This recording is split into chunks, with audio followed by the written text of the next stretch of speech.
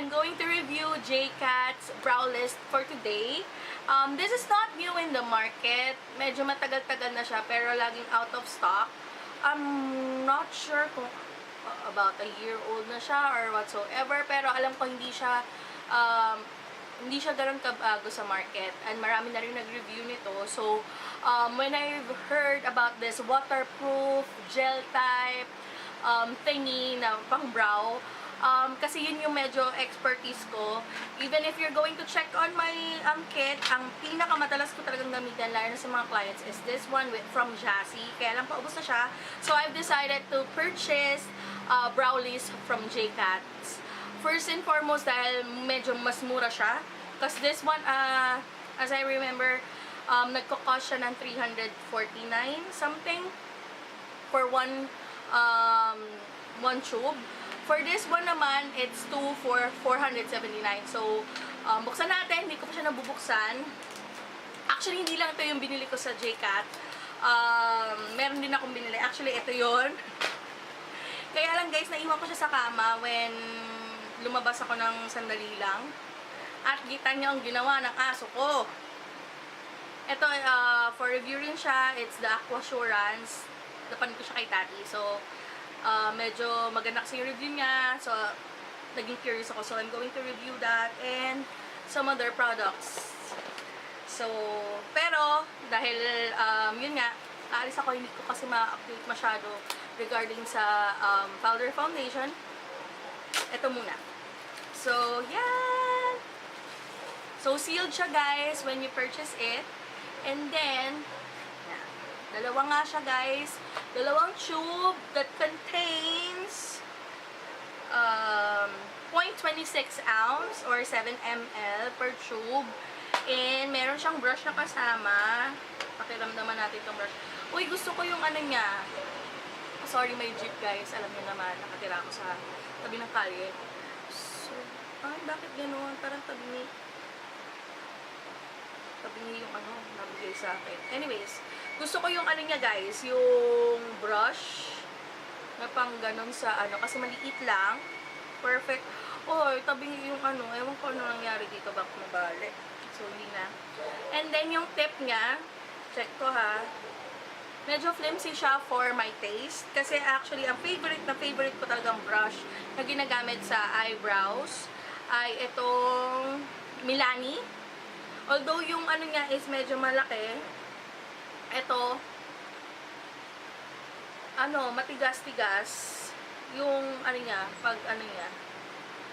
So, but let's see guys. I'm going to still use it so that I can test out the brush itself.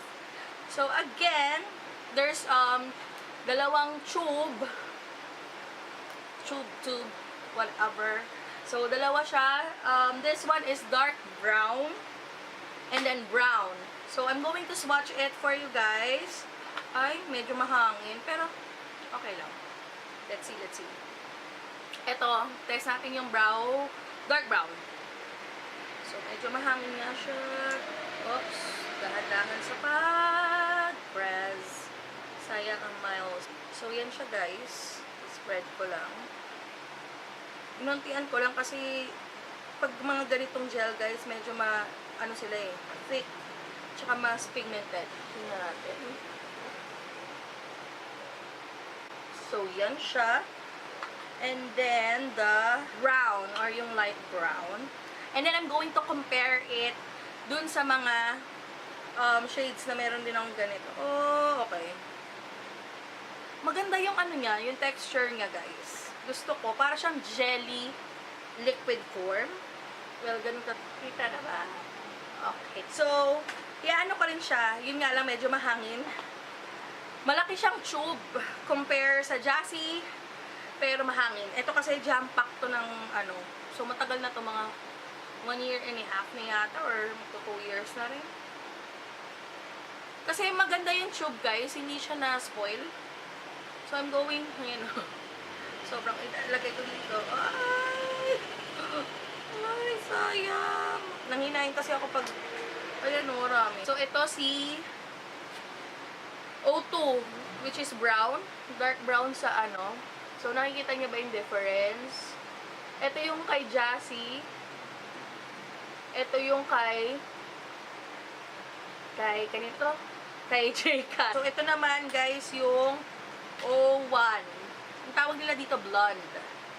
Sobrang jump ako. Hindi ko kasi siya masyadong nagagamit, guys. So, pag binuksan mo, lumalabas na agad yung product. Ganun yung kay ano. Ito naman, halos close ng kulay kay brown. Ayan. So, sa taas again, guys, yung kay Jassy, tapos si J.Cat yung nasa baba. I also have here honey blonde this is like the blonde. Ay, parehas. Parehas sila halos. Yan. Ito.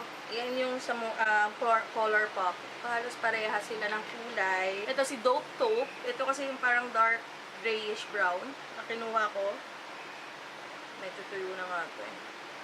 Yun yung ayaw ko sa mga pomade. Medyo malayo. So, in between sila nung Jassy at saka nung Morphe. Yun yung mga collection ko. And then, I also have Pinnacle.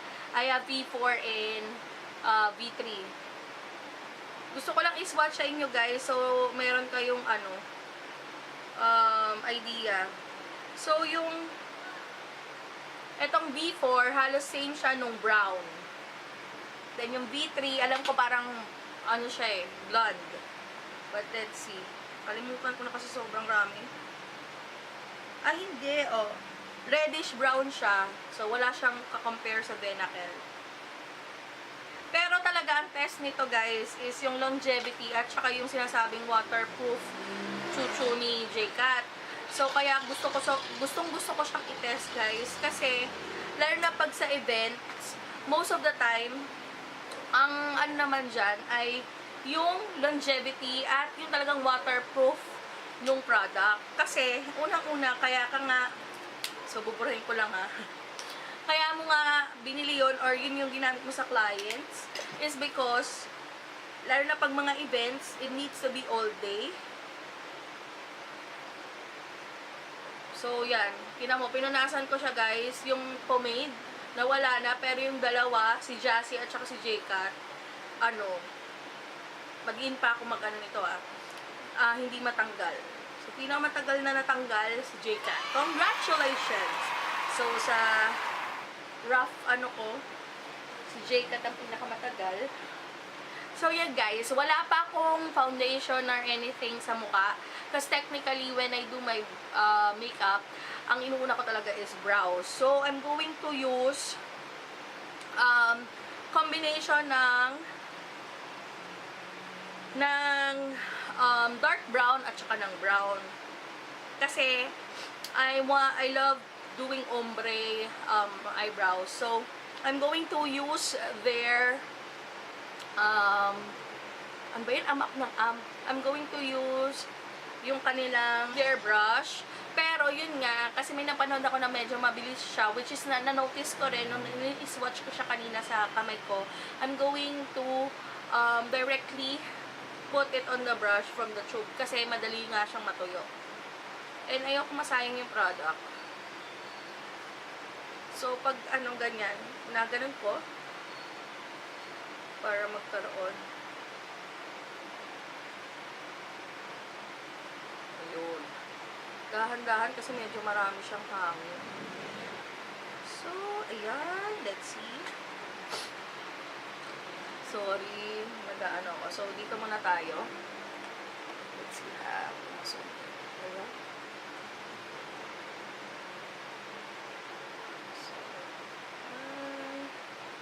I like doing sa tail muna. Baka ba? Bakit ganon? Yeah. So,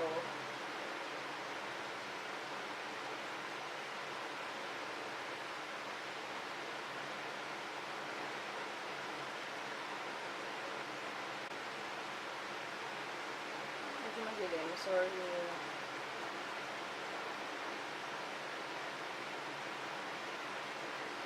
Tsaka siya, pag napansin ko, nung nilagay ko, diba natuyo siya, para siyang may gel type na nag-hold dun sa hair. So, hindi mo na problema yung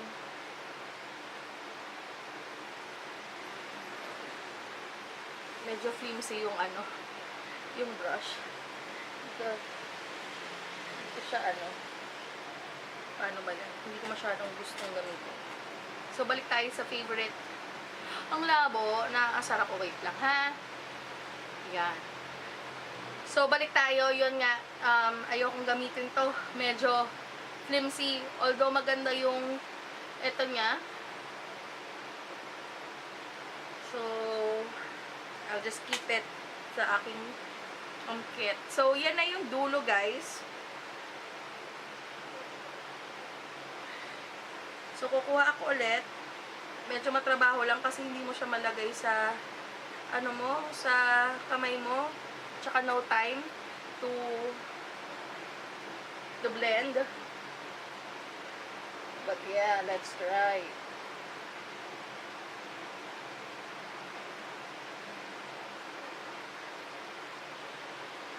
Namuo.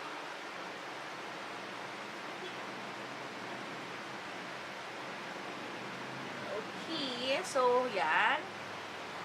So ang gagawin ko, I'm going to get naman the brown kasi yun yung ilalagay ko sa inner hanggang sa gitna. Tapos parang i-blend ko lang.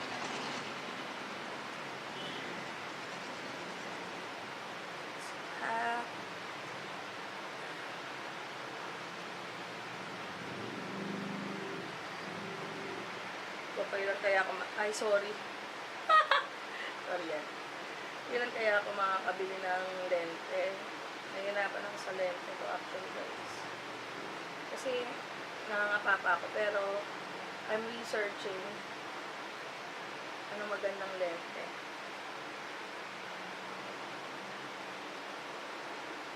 Medyo dark na siya, so actually, ito pwede na to eh. Ito yung lagi mong gamitin, yung brown, guys. Kasi medyo dark yung register niya. Paano ko ba sabihin? I'm not sure. Medyo nandito pa ako sa stage na parang love and hate ko yung product because ang bilis niya mag-set. Eh, medyo matagal ako sa kilay. Sobrang meticulosa ako sa kilay. And meron siyang factor na namumuo. If nanonotice nyo, ayan o, namumuo siya agad. Namumuo siya. Kasi nga, hindi mo pa nabiblend yung product. Tuyo na siya. So, parang, ewan, nahihirapan. Siguro, hindi pa ako gamay kasi nga bago pa lang tong product na to sa akin. Ngayon ko pa lang nata-try. But, I still want a product na alam niyo yun, pwede ko pa mag-play kasi hindi siya namumuo. But let's see if yung longevity naman niya mag-pay off, guys. So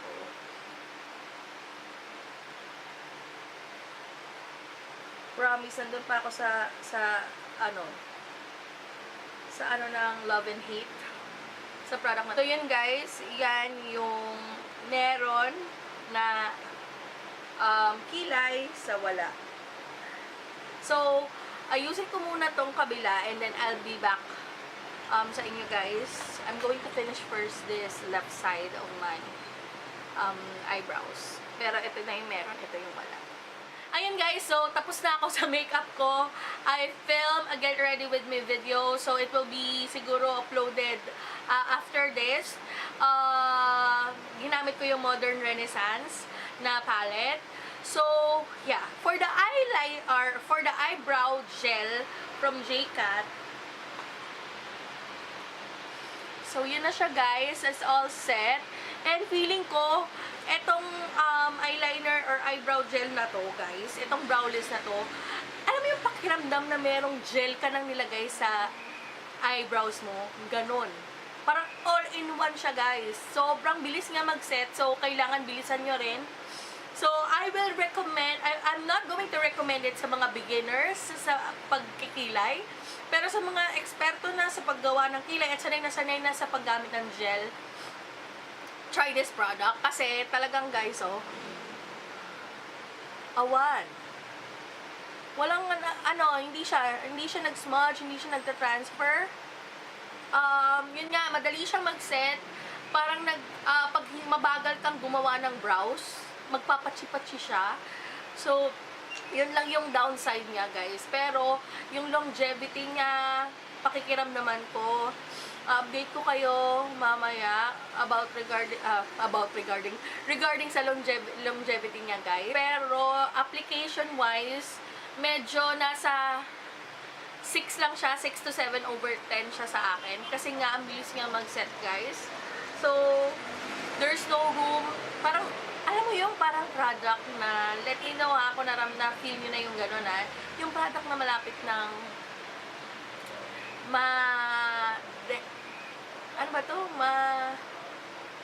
end life, gano'n. Gano'n yung pakiramdam niya na ang bilis na niyang matuyo. Gano'n yung pakiramdam ko. Pero, feeling ko, gano'n talaga yung product ginawa. And, as far as, let's see kung meron siyang, by the way, 12 months to guys, 12 months. May nakalagay dito before na parang expiration and manufacturing date. Ito ba yun? Hindi. Sa ano pala to? Dito yata yun. Kasi meron kasi sila yung parang manufacturing something sure. So, 12 months, so 12 months from now. So, yun guys. Yun lang naman yung downside niya guys. Mabilis siyang masyado matuyo. And, nagpapatsi-patsi siya. Syempre, pag natuyo siya. Pero, kung ang katumbas naman yun ay longevity at waterproofness ng product, eh, talagang titirahin ko siya or gagamitin ko siya. Titirahin. Gagamitin ko siya for clients, guys. Kasi, yun yung pinaka-unang parang main goal ko sa mga clients is yung longevity. Kailangan pag alis pa rin namin ng mga makeup artist, nandun pa rin, plangak pa rin, at hindi nabubura ang makeup. Because feeling ko, yun yung parang goal ng mga makeup artist for events. So, yun lang naman. But for this, I'm going to continue experimenting on this eyebrow product. But for now, hindi ko masasabing sobrang in love ako sa kanya katulad ng sa Jassy Cosmetics or sa Jassy Eyebrow Gel. So, ito, and working process pa rin, nandun pa rin kami sa love and hate relationship kasi first time pa lang naman eh. Parang get to know each other pa lang kami, ganon, yung mga moments na ganon. So, gagamitin pa rin kita, friend, for personal, bago ko siya gamitin sa client. So, gagamitin ko muna siya. Siguro, for the whole week, magkikilay tayo. Tatry ko talaga mag-makeup, guys.